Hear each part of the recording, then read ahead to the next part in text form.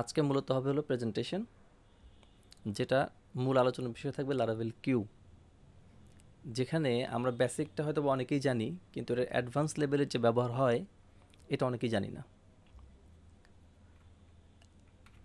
এইখানে আমি যেটা বিষয় নিয়ে আলোচনা করব, এর মূল উদ্দেশ্য থাকবে হচ্ছে আমরা লারাভেলের কিউয়ের বেসিক থেকে অ্যাডভান্স, তার মানে হচ্ছে একটা সিরিজ হবে যেখানে ছোটোখাটো বিষয় থেকে শুরু করে, কিউয়ের ছোটোখাটো বিষয় থেকে শুরু করে বড় ধরনের কিউ ম্যানেজমেন্ট কীভাবে করতে হয়, যেখানে আপনি রিয়েল লাইফে একটা সিনারিওতে কিউকে কত সহজে ম্যানেজ করবেন, কী কী সমস্যা হতে পারে, সেই সমস্যাগুলির সমাধান কি হবে, সেই বিষয়গুলো আলোচনা করব।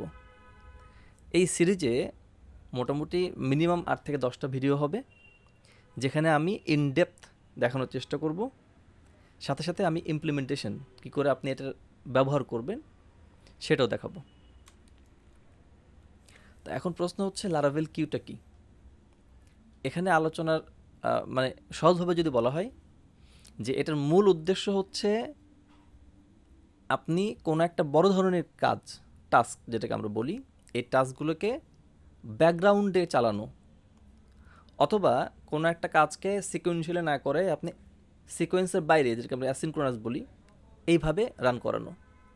তার মানে হচ্ছে একটা কাজ, যে কাজটাকে আমরা ম্যানেজ করতেছি এবং এক্সিকিউট করাচ্ছি ব্যাকগ্রাউন্ডে অথবা অ্যাসিনক্রোনাস হিসেবে। এখন এটার মূল উদ্দেশ্য কী থাকে, যিনি ওয়েব অ্যাপ্লিকেশন ব্যবহার করছে, আপনার অ্যাপ্লিকেশন ব্যবহার করতেছে, তাকে কোনো রকমের ডিস্ট্রাকশন না দেওয়া, তাকে তার কাজ যেন কোনো রকম হ্যাম্পার না হয়, সেজন্য বিরক্ত প্রকাশ না পায়। একটা উদাহরণ দিলে সুবিধা হয়। যেমন আমরা খুব সিম্পল এই ইউজটা দেখি, কোথাও কোনো ফর্মে রেজিস্ট্রেশন করতে গেছে, রেজিস্ট্রেশন করার পরপরই তার মেইলে একটা ইমেল আসে। এই যে মেইল যখন সেন্ড হয়, এই ইমেল যে আসলো, সেন্ড করতে গিয়ে কিছু একটা সময় কয়েক সেকেন্ড ব্যয় হয়। এই যে কয়েক সেকেন্ড ইউজারের নষ্ট হচ্ছে, তার মানে ইউজারের এইখানে একটা বাধার সম্মুখীন হয়, কয়েক সেকেন্ড তার অপচয় হয়। অথচ যদি এরকম হইতো যে আমরা ইমেলটাকে কিছু সময় পরে পাঠিয়ে দেবো, সে দেখলো যে হ্যাঁ আমার ফর্ম সাবমিশন হয়েছে, রেজিস্ট্রেশন সাবমিশন হয়ে গেছে, রেজিস্ট্রেশন হয়ে গেছে, এরপর আমি ব্যাকগ্রাউন্ড থেকে তাকে আমি পাঠিয়ে দিলাম, তাহলে ইউজারকে আর ওয়েট করতে হচ্ছে না, স্ক্রিনে ওয়েট করতে হচ্ছে না তার ওয়েবসাইটে। সো এই ধরনের টাইম কনজিউমিং যে টাস্কগুলো থাকবে, সেগুলোকে আমরা ব্যাকগ্রাউন্ডে পাঠিয়ে দিচ্ছি এবং সেটাকে ম্যানেজ করার জন্যই মূলত কিউটাকে ব্যবহার করতেছি। তো এখন এটা আমরা একটা দিলাম হচ্ছে ইমেলের উদাহরণ। আবার যদি আমরা মনে করি বড় ধরনের কোনো একটা রিপোর্ট দরকার, ডাটা নিয়ে কাজ করতে হবে, যেখানে লার্জ স্কেলের অ্যাপ্লিকেশন এবং লার্জ ডাটা সেট থাকবে, সেই ডাটাগুলো নিয়ে কাজ করার জন্য এই ধরনের কিউটাকে ব্যবহার করতে পারি। কখনো কখনো এরকম হয় যে আমরা এক্সটার্নাল কিছু এপিআই ব্যবহার করি, যেমন ওয়েদার আপডেটের বিষয়ে, অথবা আমরা বিভিন্ন এক অর্গানাইজেশন ও আরেক অর্গানাইজেশনের মধ্যে এপিআই দিয়ে কমিউনিকেশন করতেছে, এই ধরনের কাজগুলিকে আমরা ব্যাকগ্রাউন্ডে পাঠিয়ে দিচ্ছি। আবার এরকমও হতে পারে যে খুব কমপ্লেক্স কোনো ক্যালকুলেশন করতে হচ্ছে, যেই ক্ষেত্রে বিভিন্ন জায়গায় কোয়েরি করতে হচ্ছে, ডিপেন্ডেন্ট কোয়েরি হতে পারে, আবার এমন হতে পারে মাল্টিপল ডাটাবেস থেকে নিয়ে আসতেছে, মাল্টি প্ল্যাটফর্ম থেকে নিয়ে আসতে পারে। সো এই ধরনের কাজগুলির ক্ষেত্রে আমরা লারাভেল কিউটাকে ব্যবহার করি। উদ্দেশ্য ক্লিয়ার কিনা, যে আমরা কিউ ওই সময় ব্যবহার করতেছি যখন কোনো টাস্ককে আমরা সরাসরি সামনে না করে ব্যাকগ্রাউন্ডে পাঠিয়ে দিচ্ছি, ইউজার সেটা বুঝতে পারবে না, ব্যবহার করে সেটা সে বুঝতে পারবে না, এই ধরনের কাজ। এবং এটা করার পিছনে আরেকটা কারণ হচ্ছে, আমরা যদি খেয়াল করি যে পিএইচপিতে বা ওয়েব অ্যাপ্লিকেশনে একটা রেসপন্স টাইম থাকে, সেটা দেখা যায় আমাদের সাধারণত 60 সেকেন্ড বা 3 মিনিট, 4 মিনিট, 5 মিনিট আমরা কম বেশি করতে পারি। এই যে একটা সময় গিয়ে টাইম আউট হয়ে যায়, সার্ভার আর রেসপন্স করতে পারে না, তাহলে যদি কোনো ক্যালকুলেশন বা যদি কোনো রিপোর্টিংয়ের ক্ষেত্রে এরকম হয় যে সেটা আধা ঘন্টা বা 1 ঘন্টা লেগে যাচ্ছে, তখন কি হবে? তখন তো ওয়েব আমাদের আউটপুট দিতে পারতেছে না। তো ইন দ্যাট কেস আমরা এই কাজগুলিকে ব্যাকগ্রাউন্ডে পাঠিয়ে দেব। ওকে, এবারে আমরা এখানে সিনারিও দেখব, রিয়েল লাইফ সিনারিও। তার মধ্যে একটা হচ্ছে এরকমের যে সাপোজ আপনি যেই একটা কাস্টমার, আপনার একটা কাস্টমার বেজ আছে, একটা ই কমার্স শপ আছে, যেখানে আপনি কাস্টমারদেরকে ইমেল সেন্ড করতেছেন বা এসএমএস সেন্ড করতেছেন।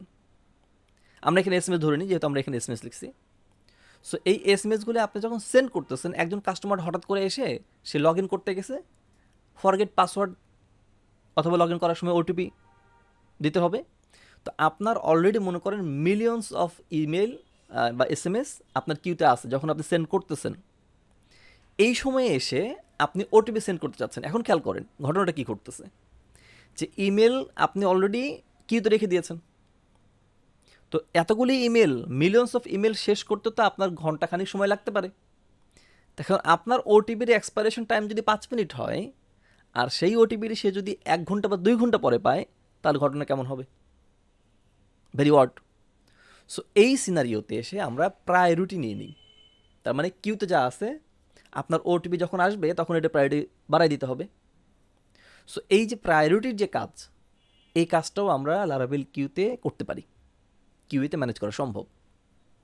অথবা ধরেন আপনার যে বললাম যে কাস্টমার আছে, অনেক ক্লায়েন্ট আছে, এই ক্লায়েন্টের উপর ভিত্তি করে একটা রিপোর্ট তৈরি করতে হবে। এখন এই যে আপনার হাজার খানিক হোক বা লাখ লাখ হোক যে ক্লায়েন্ট আছে, সবার থেকে ডাটা নিয়ে নিয়ে আপনার কাজটা করতে হচ্ছে। সো এটা একটা টাইম কনজিউমিং টাস্ক। এক্ষেত্রে অ্যাডমিন কী করতে পারে?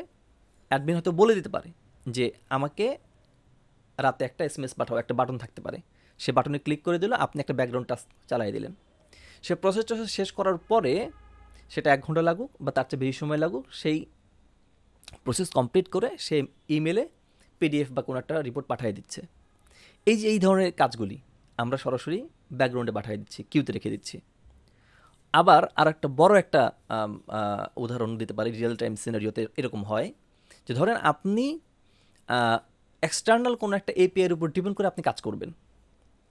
এক্সটার্নাল API-এর উপর ডিপেন্ড করে আপনি একটা কাজ করতে চাচ্ছেন, কিন্তু দেখা যাচ্ছে যে API-তে আপনি কল করতেছেন সে আপনাকে বারে বারে কোনো কারণে ওই সার্ভারটা ডাউন, ভুল রেসপন্স আসতেছে, মানে হচ্ছে 404 অথবা 500 রেসপন্স দিচ্ছে।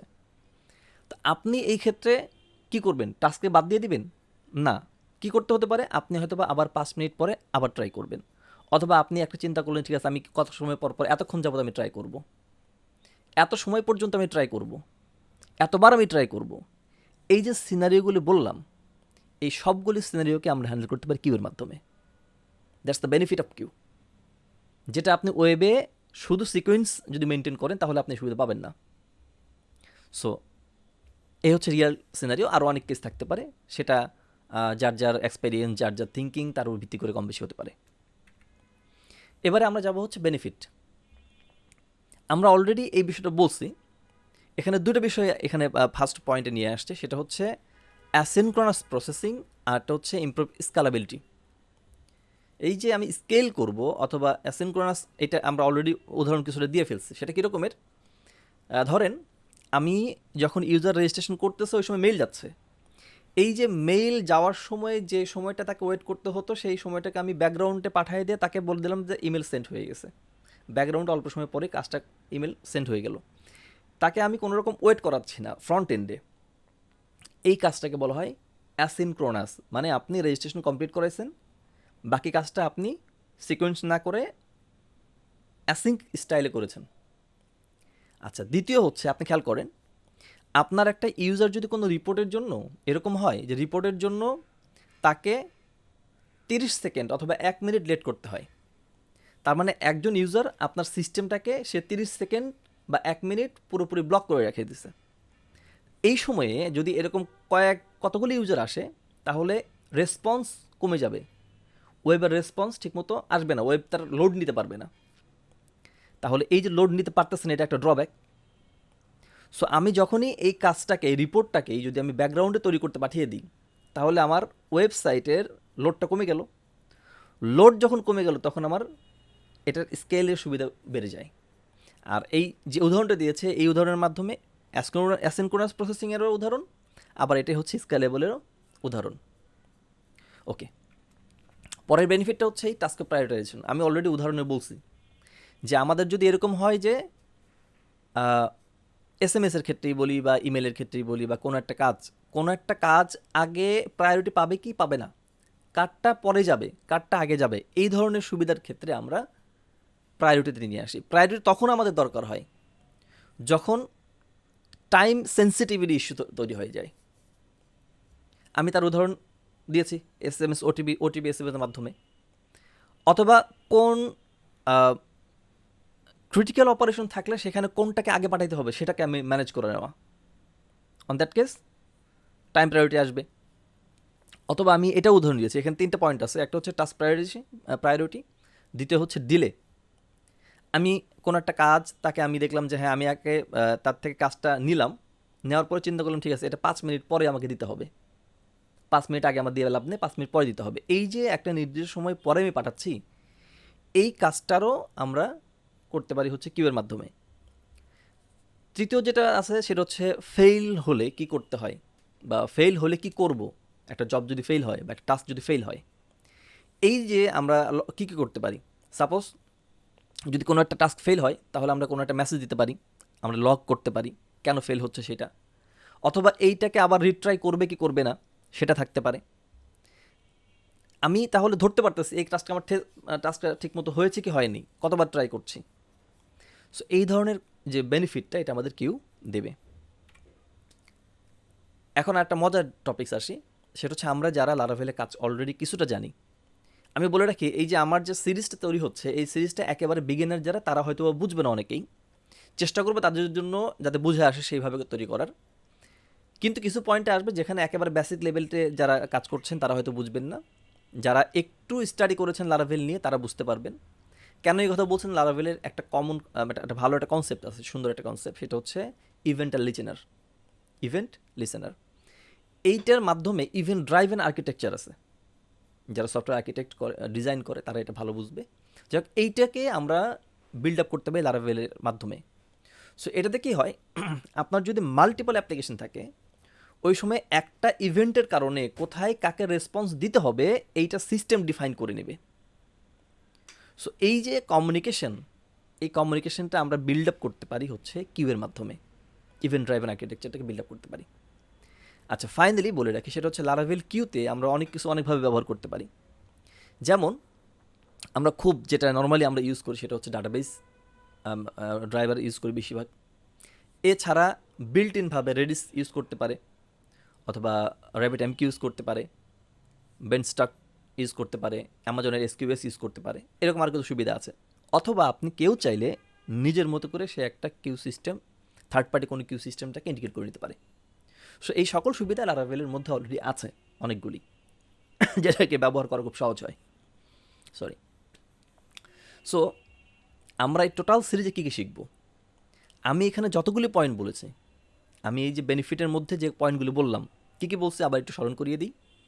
Asynchronous processing, task prioritization, delay execution, job failing and handling বা failure job handling, event driven architecture, and এর মধ্যে র্যাবিট এমকিউ এবং রেডিস এগুলো ইনক্লুড আসতে পারে। আমি চেষ্টা করবো এই সবগুলোকেই টাচ করার। সো যদি আপনার কোনো প্রশ্ন থেকে থাকে অথবা কোনো রকম আগ্রহ থাকে কোনো কিছু জানার, তাহলে অবশ্যই কমেন্ট করবেন। দ্বিতীয়ত এই সিরিজগুলোকে ভালোভাবে উপলব্ধি করার জন্য বা জানার জন্য আমাদের সাথে থাকার জন্য কোড স্টেকটা সাবস্ক্রাইব করবেন। Thank you.